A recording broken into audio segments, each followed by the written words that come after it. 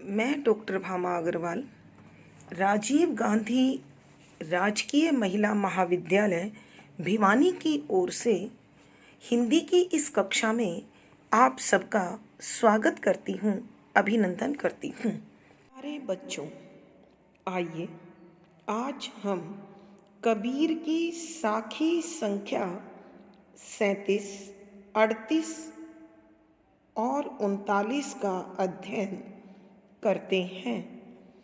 साखी संख्या 37।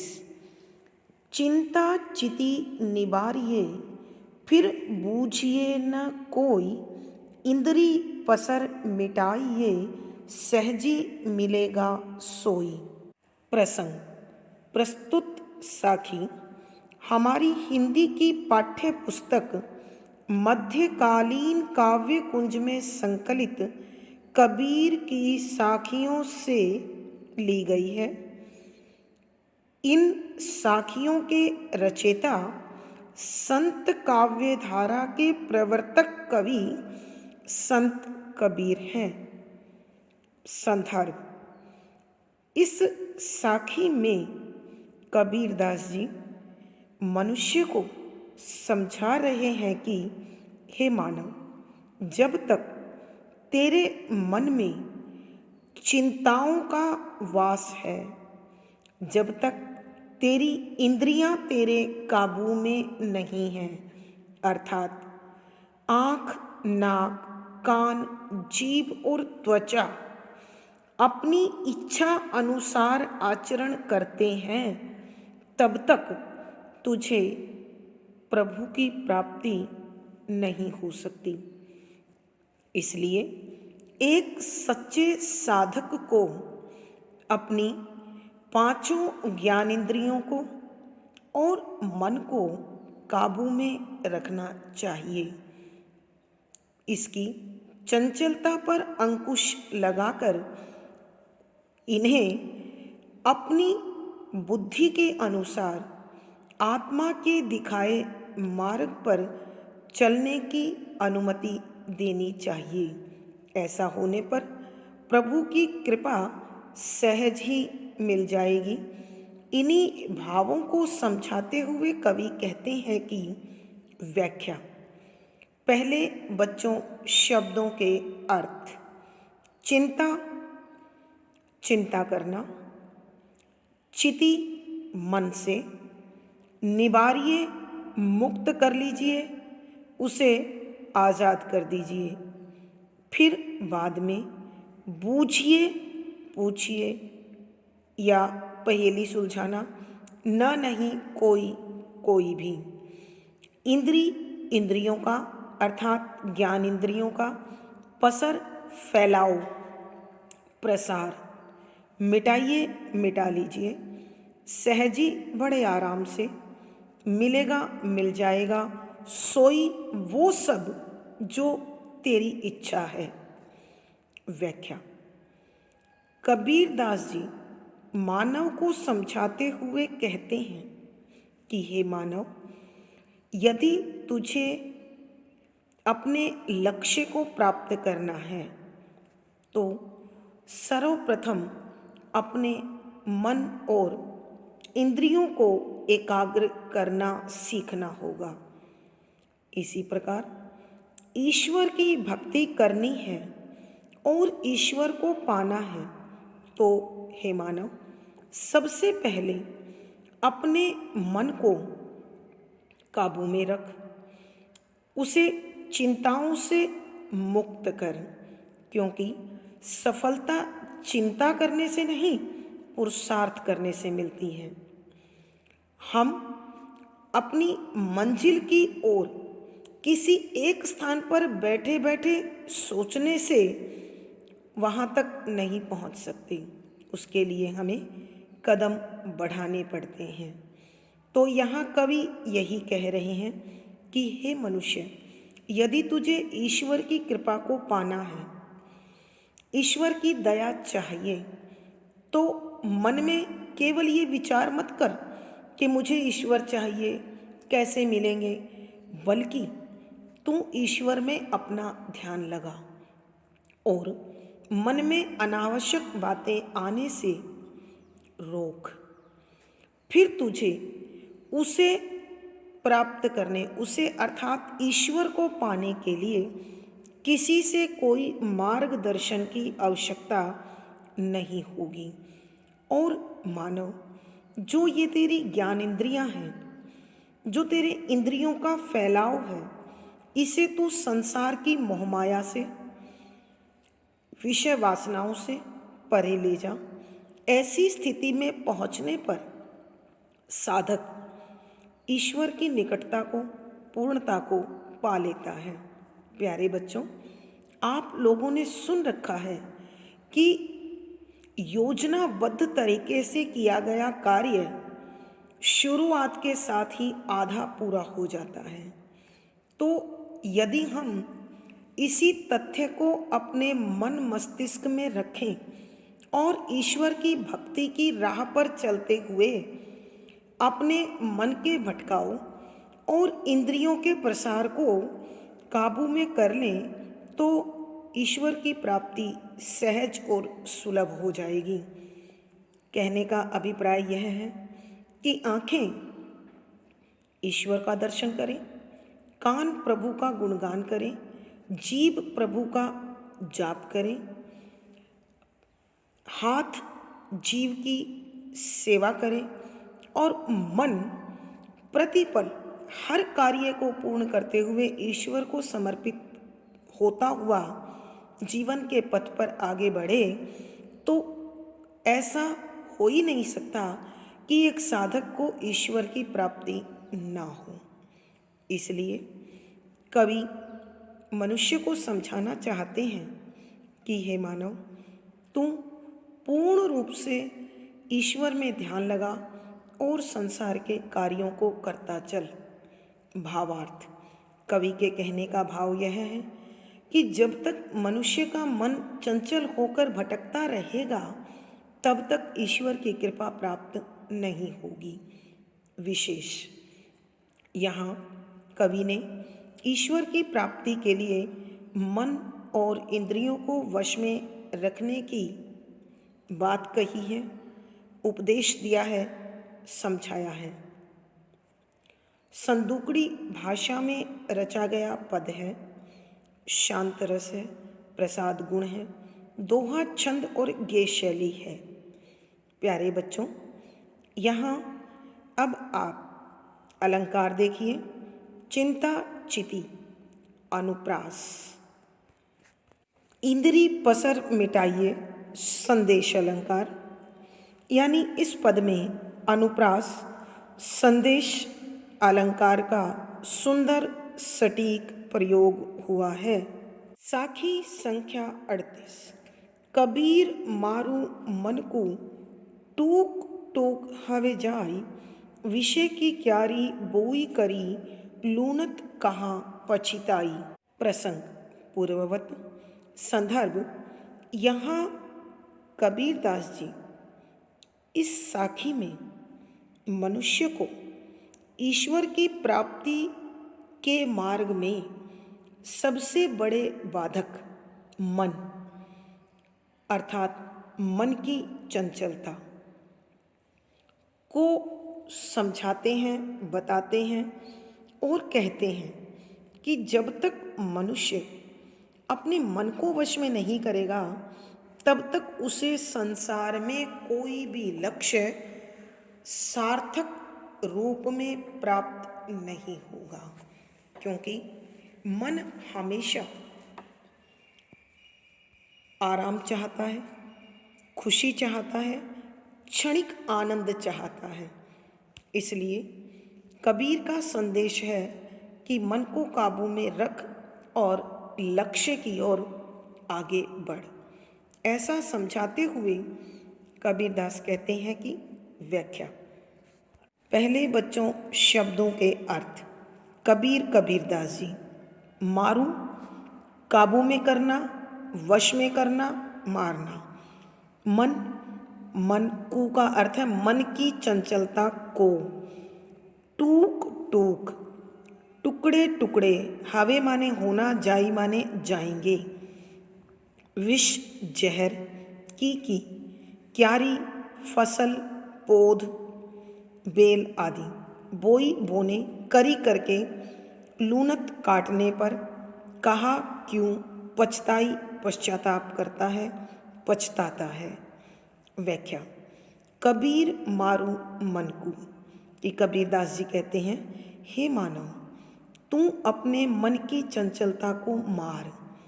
प्यारे बच्चों, आप लोगों ने एक मुहावरा सुना है, मन मारना, यानी अपने मन को काबू में रखना। कबीरदास जी ने यहाँ उसी मुहावरे का प्रयोग किया है। कबीर कहते हैं कि मैं अपने मन को यहाँ तक मारूंगा कि वह टुकड़े टुकड़े हो जाएगा।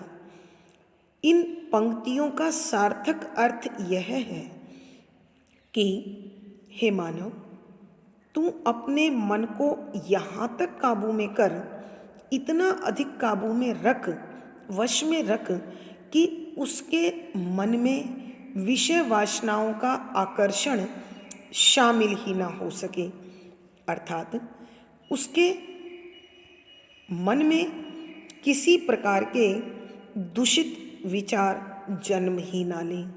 यदि तूने इसे काबू में नहीं किया तो यह मन सांसारिक आकर्षणों में फंसकर अपने लिए हमेशा दुख का निर्माण करेगा।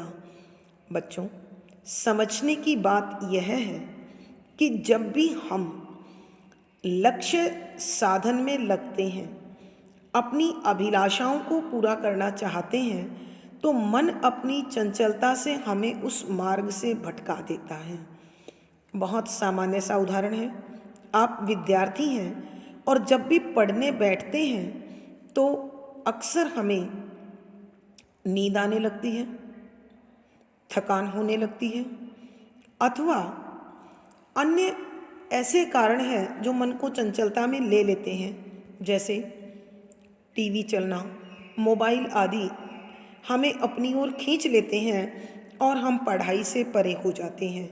तो यहाँ कबीर यही समझा रहे हैं कि यदि मनुष्य अपने मन को काबू में नहीं रखता तो वह सांसारिक विषय वासनाओं अथवा सुख साधनों में इस प्रकार खो जाता है कि समय निकल जाता है और हमारा कार्य सिद्ध नहीं होता। इस प्रकार हम जब स्वयं ही अपने लिए विष अर्थात दुख की फसल बो लेंगे तो वो काटनी भी हमें ही पड़ेगी, यानी जैसी करनी वैसी भरनी। तो कबीरदास जी यही कहते हैं कि हे मनुष्य, तू अपने मन को इतना काबू में रख कि ये विषय वासनाओं में न फंसे, और यदि इसको स्वतंत्र छोड़ दिया तो यह दुख की जहरीली फसल बो देगा और बाद में हमें उसके परिणाम भुगतने पड़ेंगे। भावार्थ। कवि के कहने का भाव यह है कि हे मानव, तू हमेशा मन को काबू में रख, केवल और केवल अपने लक्ष्य प्राप्ति के मार्ग पर चलता चल। विशेष यहाँ विषय वासनाओं के आकर्षण से बचकर मन को काबू में रखते हुए प्रभु भक्ति का संदेश दिया गया है। सद्दुकड़ी भाषा का प्रयोग है। मन मारना मुहावरे का प्रयोग होने के कारण लक्षणा शब्द शक्ति है, शांत रस है, प्रसाद गुण है, दोहा छंद और गे शैली है। प्यारे बच्चों, यहाँ मन मारू अनुप्रास, टूक टूक पुनरुक्ति प्रकाश अलंकार, विष की क्यारी रूपक अलंकार और संदेश, इन पदों में अनुप्रास, मानवीकरण, पुनरुक्ति प्रकाश, रूपक, संदेश आदि अलंकार का सुंदर सटीक प्रयोग हुआ है। साखी संख्या 39। पाणी हीते पातला धुआं हीते छीण, पवना बेगी उतावला सो दोसत कबीरे कीन। प्रसंग पूर्ववत। संदर्भ यहाँ इस साखी में कबीरदास जी ईश्वर के स्वरूप, ईश्वर के गुण, ईश्वर की विशेषता पर प्रकाश डाल रहे हैं कि वो कहते हैं यह ईश्वर कोई वस्तु या तत्व नहीं है, यह हमारी इंद्रियों की पहचान में आने वाली वस्तु नहीं है। यानी ईश्वर को न आँखों से देखा जा सकता है, न हाथों से छुआ जा सकता है, न कानों से सुना जा सकता है। केवल इस जीवात्मा के अंदर उसे सच्चे मन से महसूस किया जा सकता है। ऐसे ही गुणों का उल्लेख इस साखी में कबीर कर रहे हैं। व्याख्या। पहले बच्चों शब्दों के अर्थ। पानी पानी, ही से, ते भी, पातला पतला, धुआं धुएं, हीते से भी, झीण सूक्ष्म पतला बारीक, पवना हवा, बेगी गति चाल, उत्तावला तेजी से चलने वाला। सो इस प्रकार का दोसत साथी कबीरे कबीरदास जी ने कीन बना लिया है। व्याख्या। कबीरदास जी कहते हैं कि जब मनुष्य अपने मन और इंद्रियों को वश में करना सीख जाता है तो जीवात्मा बड़े आराम से, बड़ी सहजता से परमात्मा की अनुभूति कर लेती है। और जब ईश्वर को जीवात्मा अनुभूत करती है, महसूस करती है, पहचानती है, तो उसे ईश्वर की अनेक विशेषताओं का पता चलता है। अर्थात जिस समय जीवात्मा सांसारिक विषय वासनाओं और आकर्षणों से परे हट जाती है तो उसे अपने अंदर में ही ईश्वर की अनुभूति, उपस्थिति का एहसास होने लगता है। तब उसे प्रभु के विषय में पता चलता है कि ईश्वर पानी से अधिक पतला है, धुएं से भी अधिक बारीक है और हवा से भी तेज उसकी गति है। तो कबीरदास जी कहते हैं जब मैंने अपने मन को काबू में किया, इंद्रियों को वश में किया, तो इस प्रकार का परमात्मा सहज ही मेरी जीवात्मा का मित्र बन गया, साथी बन गया, दोस्त बन गया और अब संसार में मुझे कोई भी दुख, कोई भी परेशानी छू नहीं पाती है। प्यारे बच्चों ध्यान दीजिए, यदि हमने अपनी मंजिल को पाना है तो केवल उसी पर नज़र रखनी होगी। मंजिल एक साधक के लिए उसकी साधना के माध्यम से साध्य की ओर जाती है। ये साधक अनेक नाम हैं जो अपनी अपनी साधना में लीन हैं, लेकिन एक तथ्य सब पर समान रूप से लागू होता है, वो है मन का केंद्रीकरण, यानी मन की एकाग्रता। तो जब हम मन की एकाग्रता कर लेते हैं तो फिर लक्ष्य हमसे दूर नहीं जा सकता। भावार्थ। कवि के कहने का भाव यह है कि ईश्वर की प्राप्ति की सबसे बड़ी बाधा मन और इंद्रियां हैं। हम जब इन्हें वश में कर लेंगे तो स्वाभाविक रूप से, नैसर्गिक रूप से ईश्वर हमें प्राप्त हो जाते हैं। विशेष यहाँ कवि ने ईश्वर के स्वरूप के दर्शन कराए हैं। सदुगड़ी भाषा है, शांत रस है, प्रसाद गुण है, अभिधा शब्द शक्ति है, दोहा छंद है, गे शैली है। इस पद में अनुप्रास, स्वभावोक्ति अथवा विशेषोक्ति आदि अलंकारों का सुंदर सटीक प्रयोग हुआ है। प्यारे बच्चों, आशा है आपको सारा विषय अच्छी प्रकार से समझ में आ गया होगा। कमेंट बॉक्स में लिखकर मुझे बताएं। वीडियो को लाइक करें, शेयर करें और चैनल सब्सक्राइब करें। पिछली वीडियो का लिंक आपको यहाँ प्राप्त हो जाएगा। धन्यवाद बच्चों। आपका दिन और जीवन सुखमय हो, आनंदमय हो, इसी शुभकामना के साथ आभार। धन्यवाद।